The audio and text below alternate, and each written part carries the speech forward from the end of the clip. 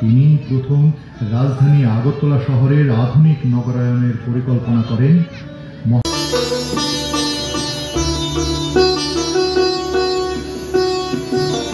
তিনি ত্রিপুরার আধুনিক ত্রিপুরার রূপকার,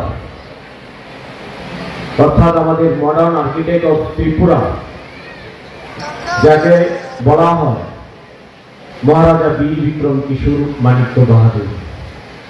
ওনার সম্বন্ধে আমার পূর্ববর্তী বক্তা ইতিমধ্যে।